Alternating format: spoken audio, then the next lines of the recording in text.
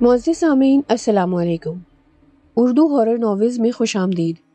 آپ سب سے گزارش ہے کہ میری ویڈیوز کو زیادہ سے زیادہ لائک اور شیئر کر کے میری حوصلہ افزائی کیجیے تاکہ میں اسی طرح اچھی اچھی کہانیاں آپ کے پیش خدمت کر سکوں۔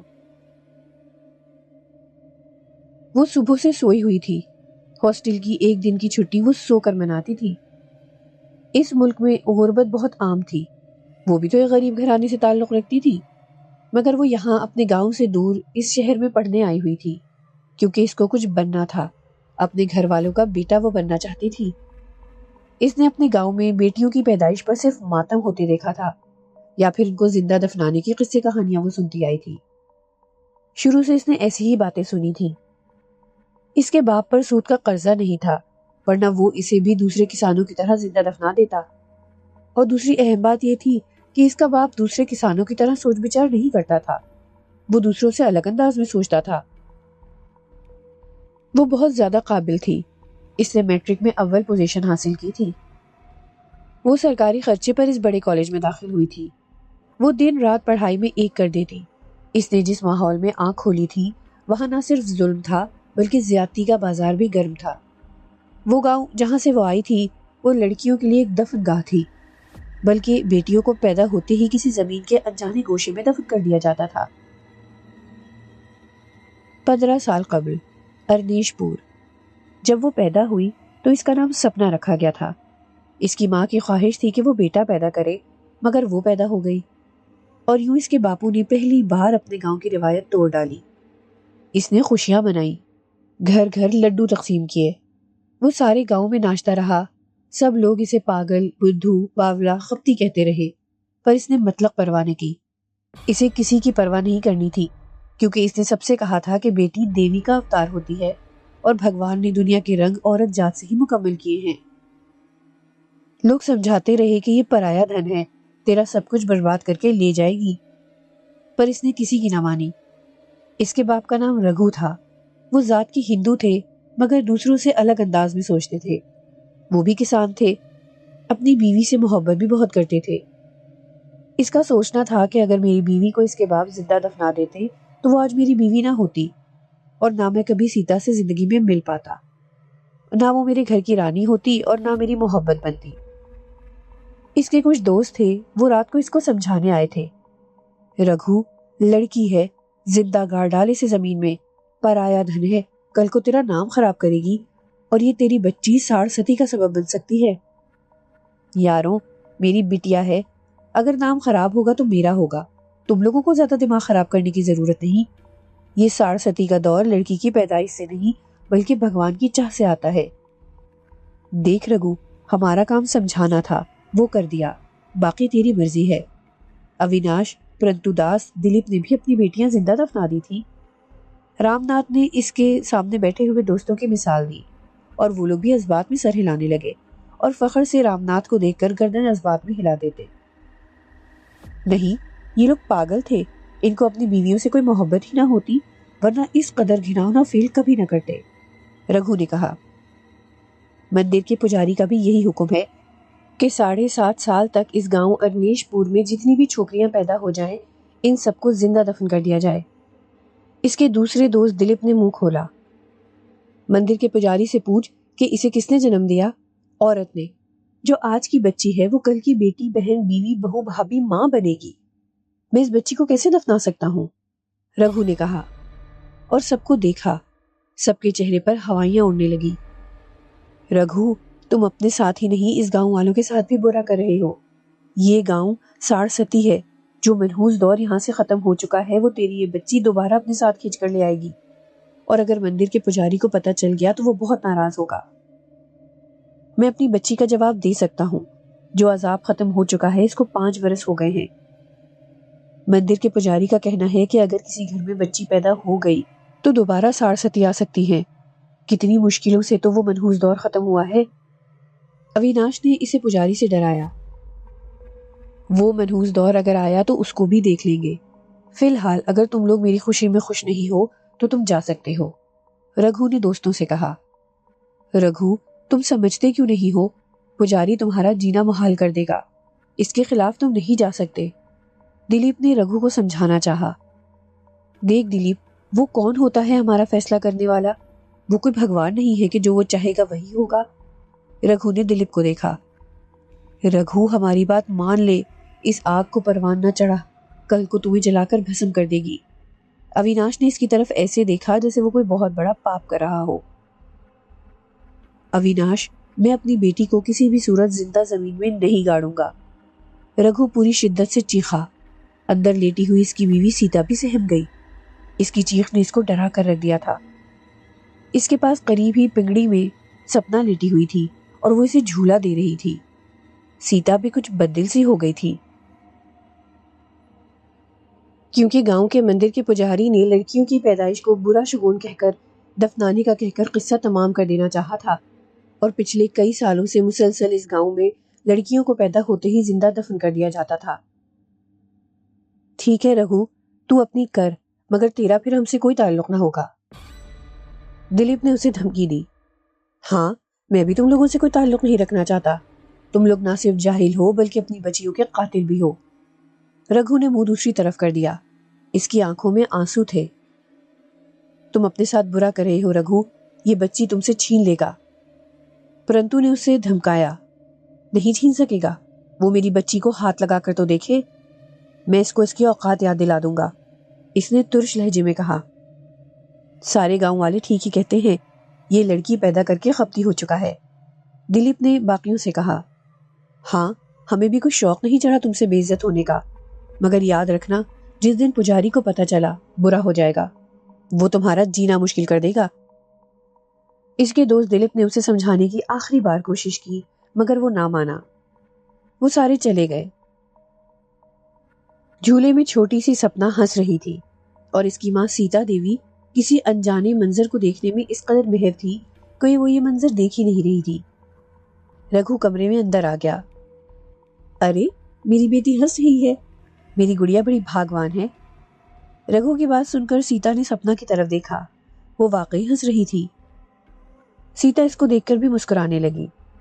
رگھو نے آگے بڑھ کر بچی کو اٹھایا۔ رگھو، واپس رکھ دو اسے، یہ تمہیں گندا کر دے گی، سیتا نے مچل کر کہا۔ اگر ایسا ہوا تو یہ ہماری خوش قسمتی ہوگی۔ رگھو نے بچی کے ماتھے پر بوسہ لیا۔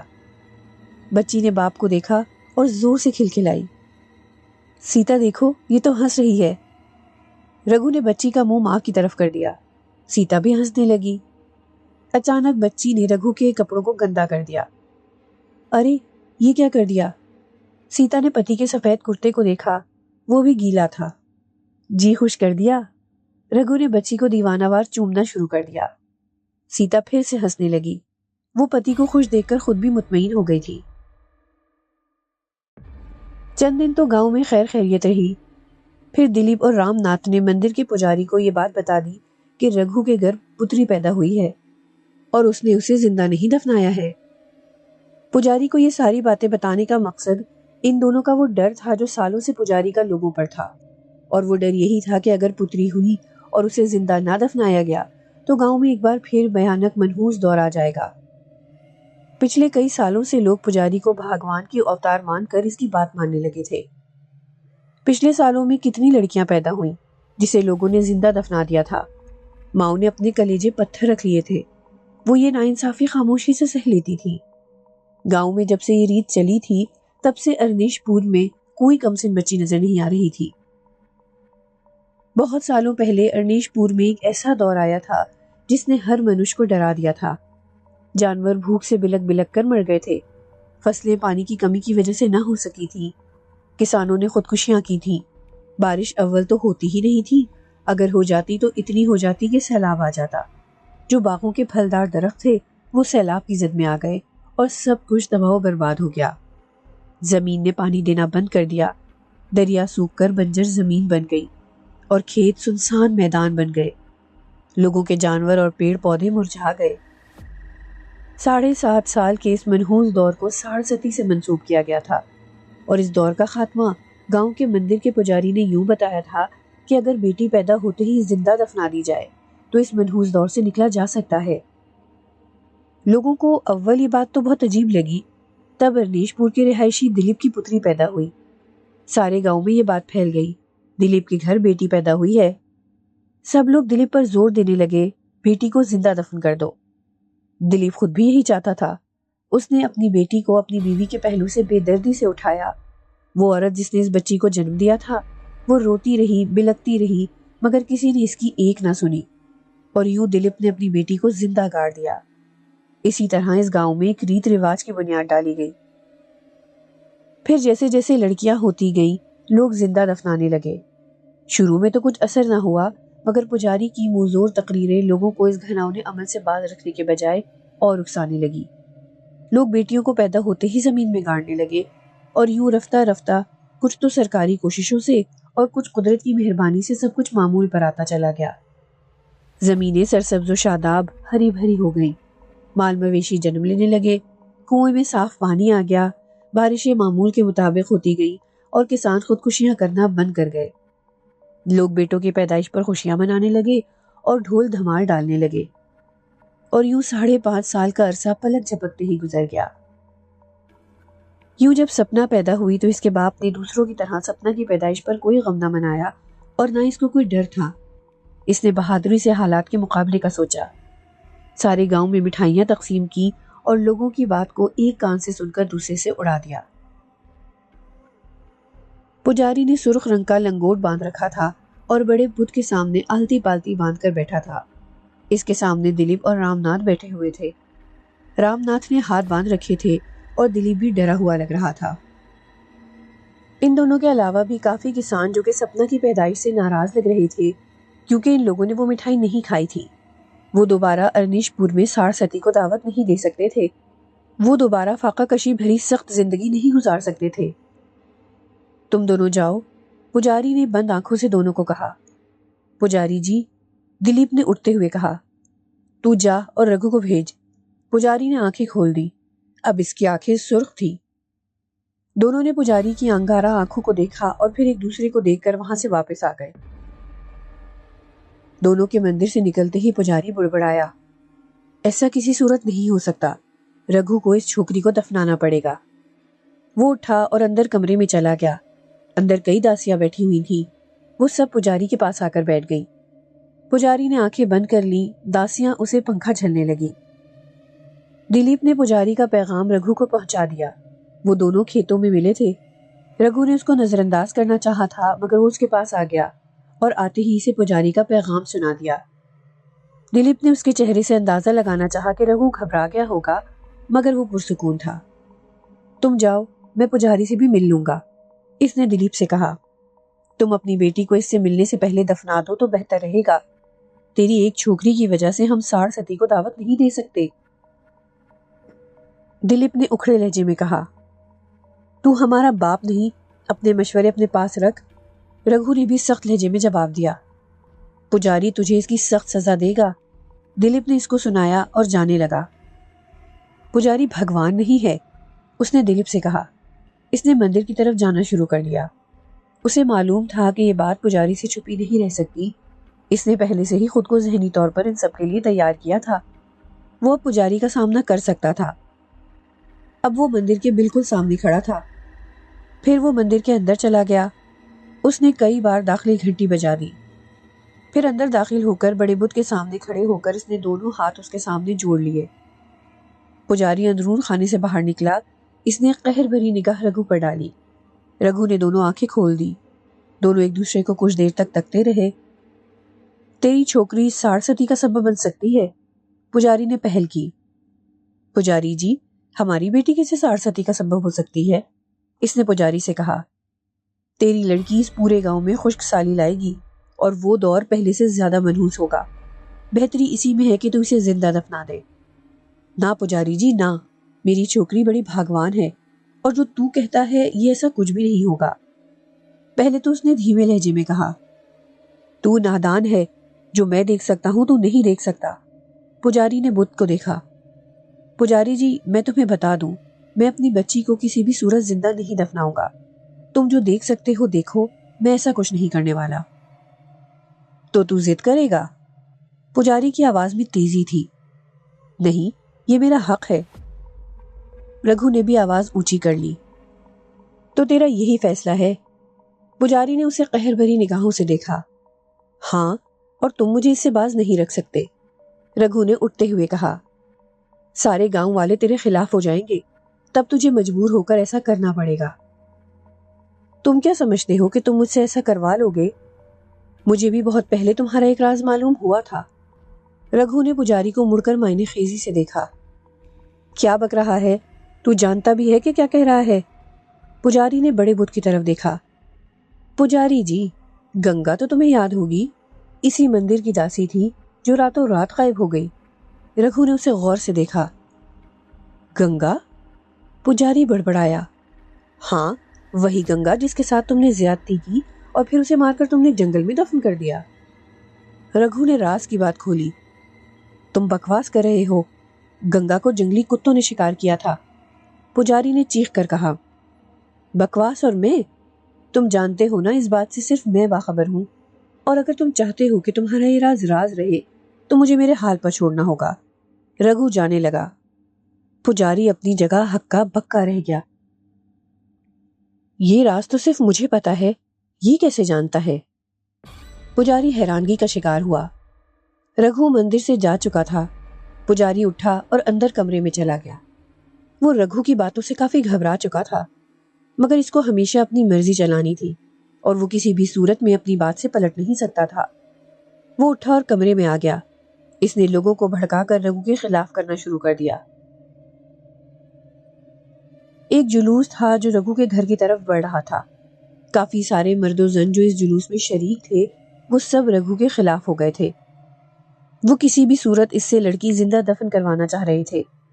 اب وہ سارے لوگ رگھو کے گھر کے بالکل سامنے آ کے کھڑے ہو گئے تھے۔ رگھو گھر سے باہر نکل آیا اور سب کو حیرت سے دیکھنے لگا۔ یہ سب کیا ہو رہا ہے؟ رگھو نے پوچھا۔ رگھو، تو اپنی لڑکی نہیں دفنائے گا؟ ایک بوڑھے نے چیخ کر پوچھا۔ نہیں، رگھو شدت سے چیخا۔ اگر تو ایسا نہیں کرے گا تو تجھے یہ گاؤں چھوڑ کر جانا ہوگا۔ وہ بوڑھا چیخ چیخ کر بولنے لگا۔ میں کیوں گاؤں چھوڑ کر جاؤں؟ میں نے کوئی غلطی نہیں کی ہے۔ رگھو نے سینہ تان کر سب کے سامنے کہا۔ تمہاری لڑکی سارے ارنیش پور کی خوشیاں چھین لے گی، وہ ساڑ ستی کا سبب بن جائے گی۔ لوگ اسے کہنے لگے، دیکھو اگر ایسا کچھ ہوا تو میں یہ گاؤں چھوڑ کر چلا جاؤں گا، اور تم لوگوں کو پجاری کی بات پر وشواس ہے۔ مجھے پجاری نے اجازت دے دی ہے کہ ایسا کچھ نہیں ہونے والا ہے۔ جو ساڑ ستی تھی وہ آ کر گزر گئی، اب کوئی بھی اپنی لڑکی نہیں دفنائے گا۔ رگھو نے سب سے کہا۔ رگھو کی باتیں سن کر سب ایک دوسرے کو دیکھنے لگے۔ تم جھوٹ بول رہے ہو، ایک بوڑھا زور سے نفی میں گردن ہلا ہلا کر کہنے لگا۔ اگر میری بات کا یقین نہیں آ رہا تو پجاری سے جا کر پوچھ لو۔ میں پجاری سے ملا تھا، اس نے مجھے کہا کہ جتنی لڑکیوں کو دفنانا تھا وہ تعداد مکمل ہو گئی ہے، اب کوئی لڑکی نہیں دفنائی جائے گی۔ رگھو کی بات سن کر سب لوگ ایک دوسرے کو دیکھنے لگے اور پھر وہ آپس میں باتیں کرنے لگے۔ وہ جلوس اب مڑ کر مندر جانے لگا۔ رگھو بھی ان سب کے آگے جانے لگا۔ وہ کچھ دیر پہلے مندر پہنچ چکا تھا۔ پجاری جو کہ بہت خوش تھا، وہ سمجھ رہا تھا کہ رگھو نے اپنی بچی لوگوں کے خوف سے دفنا دی ہوگی۔ رگھو ایک دم لوگوں کے جلوس سے پہلے وہاں پہنچا۔ اسے اپنے سامنے دیکھ کر پجاری کے چہرے پر ہوائیاں اڑنے لگی۔ پجاری جی، یہاں لوگوں کا جلوس آ رہا ہے۔ تم نے یہ جلوس میرے گھر بھیجا تھا، لوگوں کو ڈرایا تھا، دھمکایا تھا، مگر سنو، ہر انسان کی کوئی نہ کوئی کمزوری ضرور ہوتی ہے۔ تمہاری بھی ایک کمزوری میرے پاس ہے، گنگا۔ پجاری اسے دیکھ کر رہ گیا۔ رگھو اس کے سامنے دونوں ہاتھ کمر پر رکھ کر کھڑا تھا۔ گنگا تو مر چکی ہے، پجاری نے مزے سے کہا۔ وہ اسے جس خطرے سے ڈرا رہا تھا وہ موجود ہی نہیں تھی۔ نہیں، وحشالی زندہ ہے۔ رگھو نے پجاری کے سر پر بم پھوڑا۔ میں نہیں مانتا، پجاری نے مسکراتے ہوئے کہا۔ جس دن میرے دوست دلیپ کی لڑکی پیدا ہوئی تھی، اسی دن اس نے لڑکی جنگل میں دفنا دی تھی۔ اس وقت میں بھی ساڑ ستی کے عذاب سے سخت ڈرتا تھا، مگر میرا دل اس کی بیٹی کے لیے بھی بہت خفا تھا۔ میں سوچ رہا تھا کہ اگر میری بھی بیٹی پیدا ہوئی تو میں اسے بھی دفنا دوں گا۔ میں جنگل میں گیا تھا۔ میں دلیپ کی بچی کو واپس زمین سے نکال کر اس کی چتا جلانا چاہ رہا تھا، اس لیے میں بچی کی تلاش میں جنگل گیا تھا۔ وہاں میں نے گنگا کو دیکھا، وہ درد سے بے حال تھی۔ میں نے اسے اٹھایا اور اس کے علاج کے لیے لے جانے لگا، مگر وہ بہت ڈری ہوئی تھی۔ اس نے جانے سے انکار کر دیا۔ اس نے مجھے سب کچھ بتا دیا کہ تو نے اسے اپنی درندگی کا نشانہ بنا کر جنگل میں پھینک دیا تھا، مگر اوپر والے کو اس کی زندگی پیاری تھی، وہ بچ گئی اور آج بھی زندہ ہے۔ میرے پاس تیرے خلاف بڑا ثبوت موجود ہے۔ اگر تو نے میری بچی یا گاؤں کی کسی بھی بچی کو زندہ دفنانے کی کوئی بھی پیش گوئی کی تو میں اسے تیرے خلاف لے آؤں گا۔ رگھو نے اس کی آنکھوں میں دیکھ کر سب کچھ بتا دیا۔ پجاری کے ماتھے پر پسینے آ گئے۔ اتنے میں گاؤں کے لوگوں کا جلوس پہنچ گیا۔ وہ سب پجاری کے سامنے کھڑے ہو گئے۔ اس سے پہلے کہ پجاری کچھ کہتا، رگھو نے چیخ چیخ کر کہنا شروع کیا، بدھائی، ہمارے گاؤں ارنیش پور پر جو منحوس 7 سالہ دور چھا گیا تھا، آج پجاری نے ختم کر دیا۔ وہ دور ختم ہو چکا ہے۔ آج سے کوئی بھی لڑکی زندہ نہیں دفنائی جائے گی۔ آج سے ہم پر کوئی دوسرا منحوس دور نہیں آئے گا۔ لوگ حیرت اور خوشی سے ایک دوسرے کو دیکھنے لگے اور ایک دوسرے کو بدھائیاں دینے لگے۔ پجاری نے دونوں ہاتھوں کی انگلیوں کو زور سے مٹھی بنا کر چھوڑ دیا۔ پجاری جی، کیا ہم ساڑھستی سے آزاد ہو گئے ہیں؟ ایک بوڑھے نے اونچی آواز میں کہا۔ ہاں، پجاری نے بے بسی سے کہا۔ لوگ خوشی سے ناچتے گاتے جھومتے جامتے گھروں کو واپس جانے لگے۔ رگھو کے سر پر خطرے کی جو تلوار لٹکی ہوئی تھی وہ ختم ہو چکی تھی۔ اس نے اپنی عقل سے سارے گاؤں کو ایک منحوس رسم سے آزاد کر دیا تھا۔ جب وہ دلیپ کی بچی کو جنگل میں ڈھونڈنے گیا تھا تو اسے گنگا زخمی حال میں ملی تھی۔ اس نے گنگا کو بچانا چاہا مگر وہ آخری سانسوں پر تھی۔ مرنے سے پہلے اس نے رگھو کو پجاری کی ساری سچائی بتا دی تھی۔ رگھو نے گنگا کی چتا جلا کر اس کی راکھ دریا کی نظر کر دی، مگر آج جب پجاری لوگوں میں گمراہی ڈال کر ان کی بچیوں کو زندہ درگور کرنا چاہتا تھا تو اس نے اپنی چالاکی سے اس کی ساری چالیں الٹ دی۔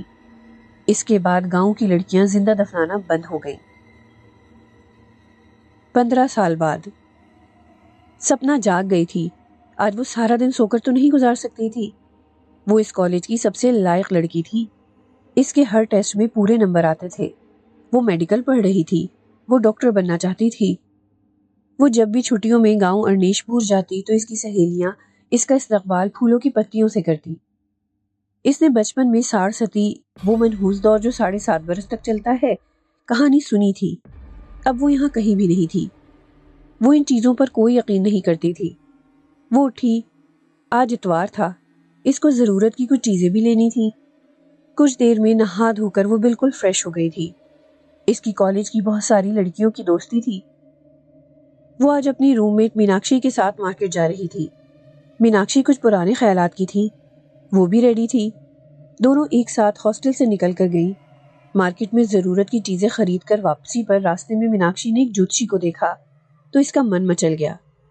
وہ جوتشی کو ہاتھ دکھانا چاہتی تھی۔ وہ سپنا کو کھینچ کر جوتشی کے پاس لے کر چلی گئی۔ سپنا نے میناکشی کو دیکھا اور پھر اس جوتشی کو۔ وہ حیرت سے دونوں کو دیکھتی رہی۔ میناکشی نے اپنا ہاتھ دکھا کر جوتشی سے پوچھا، میری قسمت میں کیا لکھا ہے؟ بوڑھے جوتشی نے اس کا ہاتھ پکڑ کر غور سے لکیروں کو دیکھنا شروع کر دیا۔ خوش قسمتی کے سوا کچھ نہیں، جوتشی نے بتایا۔ میناکشی خوشی سے اچھلی اور فوراً سپنا کا ہاتھ پکڑ کر جوتشی کے سامنے کر دیا۔ اس کی قسمت میں؟ سپنا ہاتھ کھینچ کر پیچھے کرنا چاہتی تھی مگر جوتشی نے مضبوطی سے اس کا ہاتھ پکڑ کر دیکھنا شروع کر دیا۔ سپنا ہاتھ کھینچنے کی کوشش کرتی رہی مگر جوتشی نے اس کا ہاتھ بے حد مضبوطی سے پکڑ رکھا تھا اور اس کے ہاتھ کی لکیریں غور سے دیکھ رہا تھا۔ اس کے ہاتھ میں ایک لکیر ساڑھستی کی ہے، جوتشی نے کہہ کر اس کا ہاتھ چھوڑ دیا۔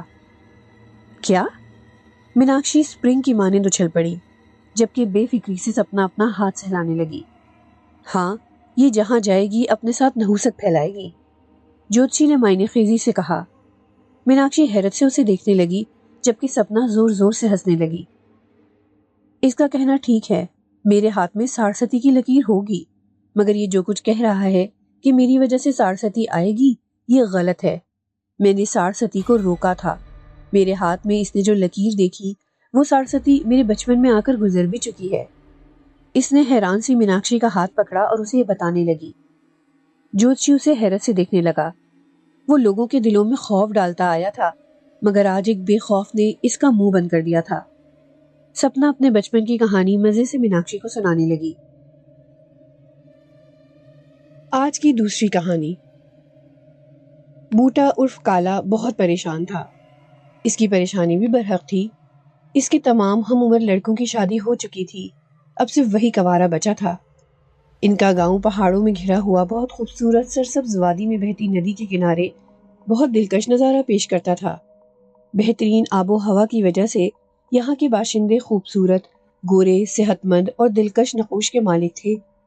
انہی خصوصیات کی بنا پر وہ پورے ملک سے زیادہ حسین اور ممتاز حیثیت رکھتے تھے۔ قسمت کی بات ہے کہ اتنے حسین لوگوں میں بوٹا کالی رنگت کے ساتھ پیدا ہوا۔ حالانکہ اس کی نقوش خوبصورت اور صحت اچھی تھی، مگر کالی رنگت اسے دوسروں سے ممتاز کرنے کا سبب رہی تھی۔ کالا اچھا، رحم دل اور ہمدرد قسم کا لڑکا تھا۔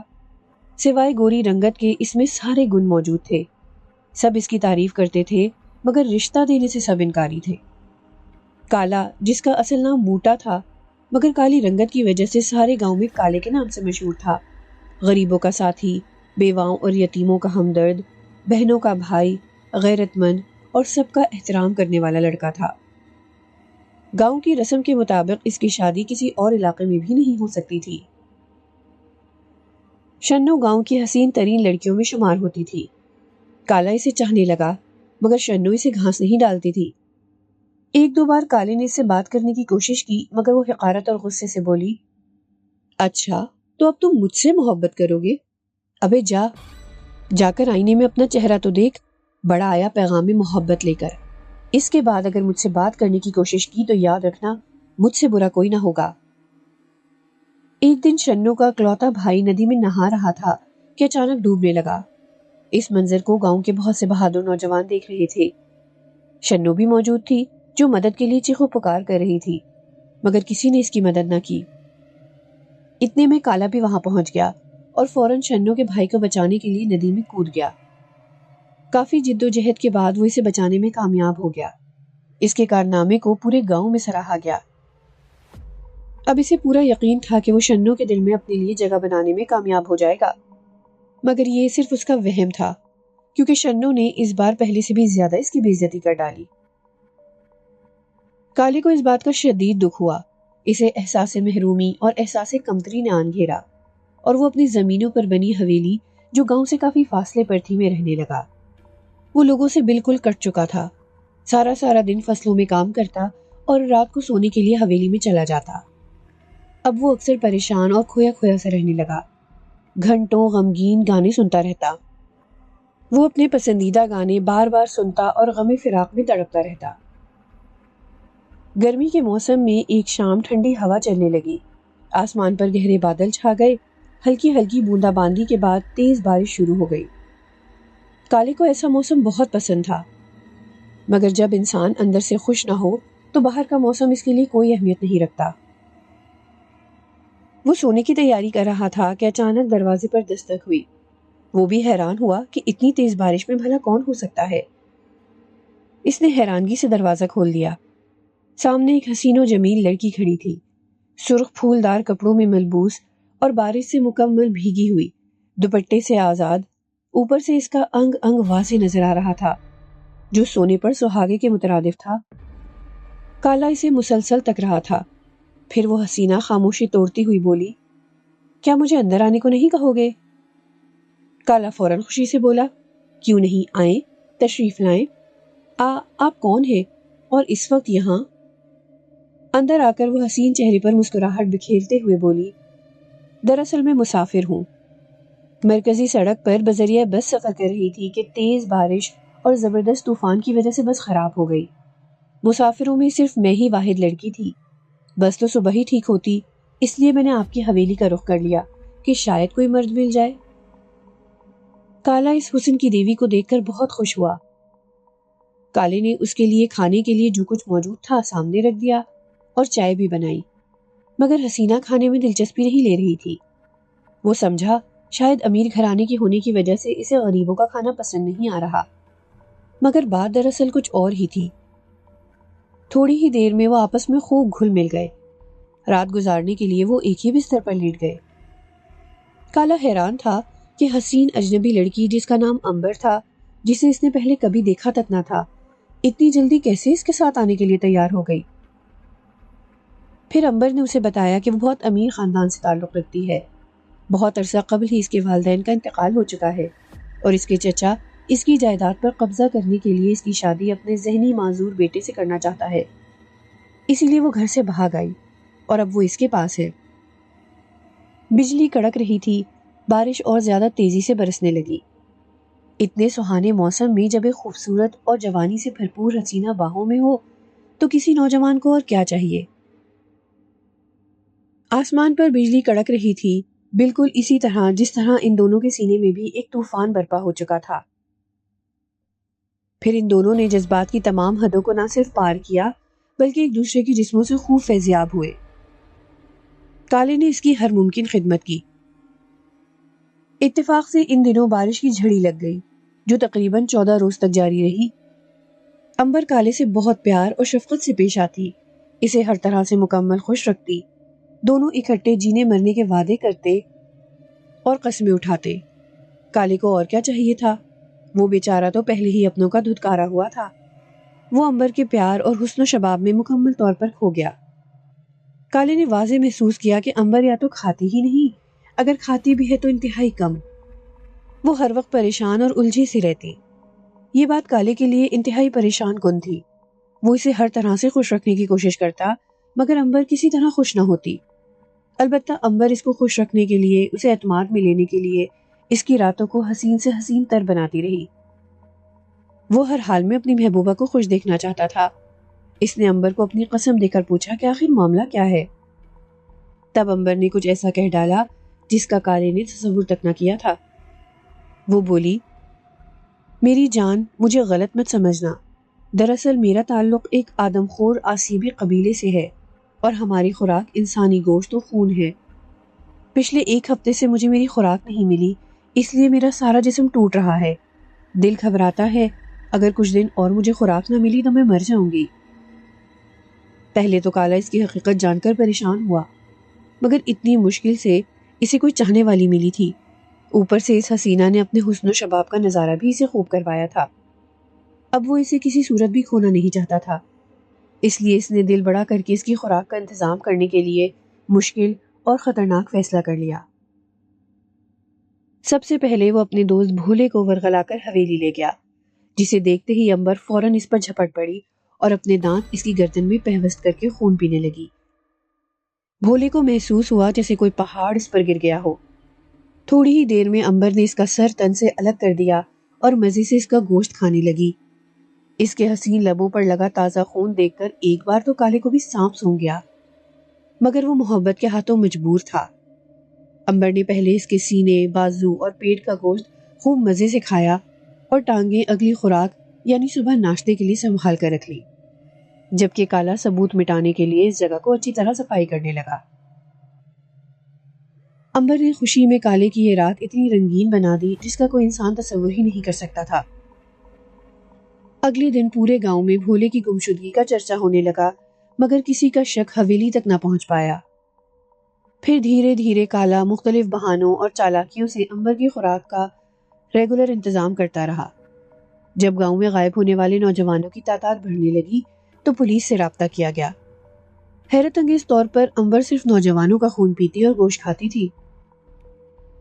پولیس اور گاؤں والوں نے اس معاملے کو حل کرنے کے لیے ہر ممکن ٹھوس اقدامات کرنے کا حتمی فیصلہ کر لیا اور ساتھ ہی پورے گاؤں کے گرد سخت پہرا لگا دیا۔